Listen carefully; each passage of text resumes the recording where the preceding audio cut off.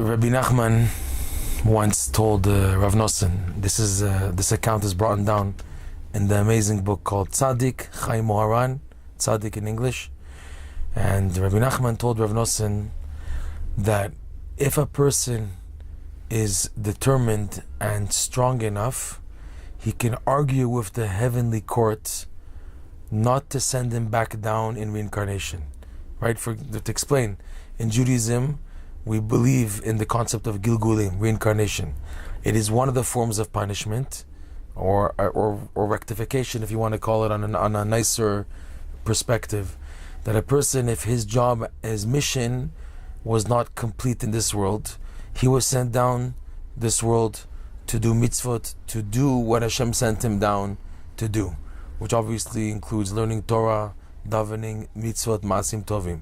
A person at the end of his life, he goes up to heaven and they see that he did not yet finish the quota of what they expected of him. So there is this concept of Gilgul, reincarnation. Obviously there's much more depth and details and things that we can't even go into. In fact, Rebbe Nachman says there's levels of Gilgul which have not yet even begun to be discussed by the Kabbalists. It's not even brought down in their books. There's even higher levels, he said. But in the framework, this is the idea, that a person has to come back down to complete what he did not yet rectify. And Rebbe Nachman, he told Rav Nosson, but if a person is stubborn enough, he can argue with the heavenly court, I want you to finish with me what you want to finish up here in heaven, but don't dare send me back down to this world. Why the fear? Because this world is so scary, so dangerous.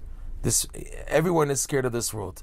Even the rabbis of the Mishnah and the Gemara, they daven, they should not be in the generation before Mashiach comes, because of the unbelievable tests and difficulties which we are experiencing now, that we go through in order to survive and manage to properly be a Jew and to properly do what Hashem wants of us.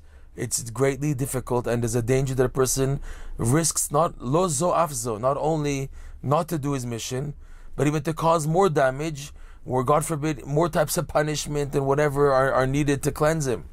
So Rebbe Nachman told Rav Nosson, if a person is strong enough, he can tell the heavenly court, finish with me what you want to do up here, but don't send me back.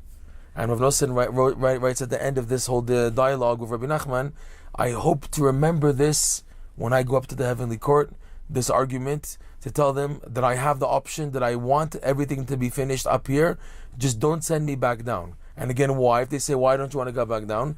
Because there's a risk that I will cause even more damage the second time or the third time that you send me, whatever. So I rather have everything finished upstairs in the heavenly court. So this is brought down in the book Chai Moharan.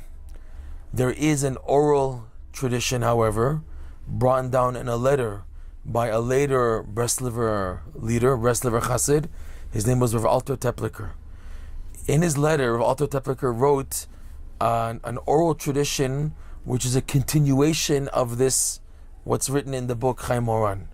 And it goes like this, that Rav Nosson said, however, if they would promise me in heaven that by sending me back down to this world, they would guarantee, they would promise me that in this next lifetime, this next reincarnation, I would definitely make it to prostrate and pray and reach Rebbe Nachman's grave in order to activate the rectifications and what Rebbe Nachman spoke unbelievably highly about the merit and what's accomplished when a person comes to his grave and recites the Tikkun HaKlali, like is known, this amazing promise of Rebbe Nachman.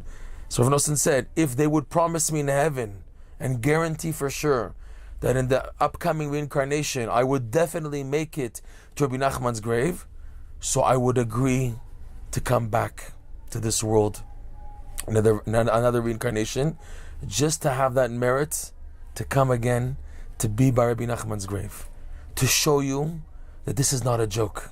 This thing, this concept that people are making a lot of noise of going to Uman, there is a lot of depth behind it. Tremendous things are accomplished. It should not be taken lightly. It is something very, very, very big. There was once, just to sign off with this, there was once a discussion between two Breslover Hasidim on Purim.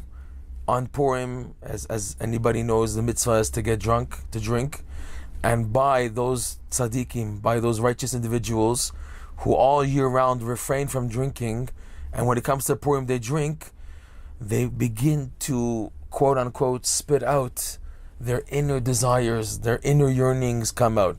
Not foolishness, but you begin to hear and see who they really are hidden up all year round in their little box, and it comes out.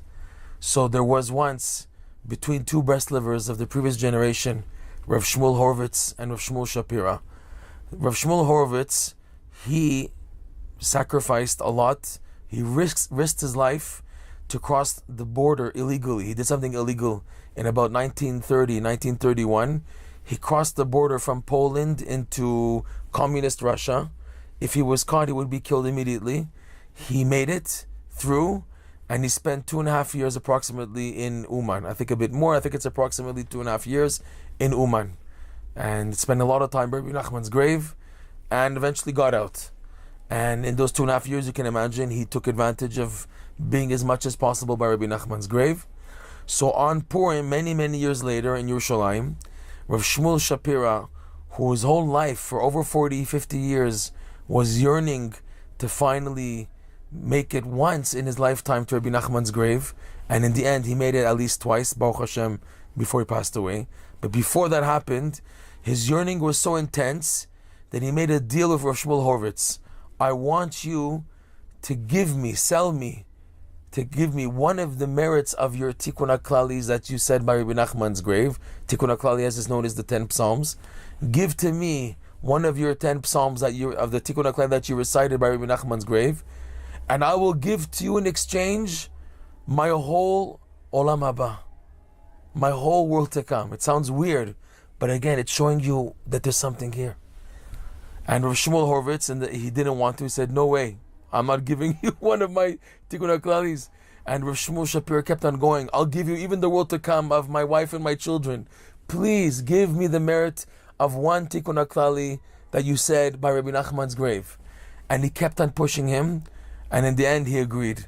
They made this deal, and even signed on it. They were both drunk, of course, and he signed on it, however you sign on Purim. And after Purim, when he became sober, Rav Shmuel Horowitz, he regretted what he did, and he took Rav Shmuel Shapira to a Beit Din, a rabbinical court here in Yerushalayim, to tell him that it wasn't justified. It was a mekach ta'ut, in other words, it was a invalid deal because I was drunk and everything. But to show you again the power and this unbelievable thing of making it to Rebbe Nachman's grave at least once in your life.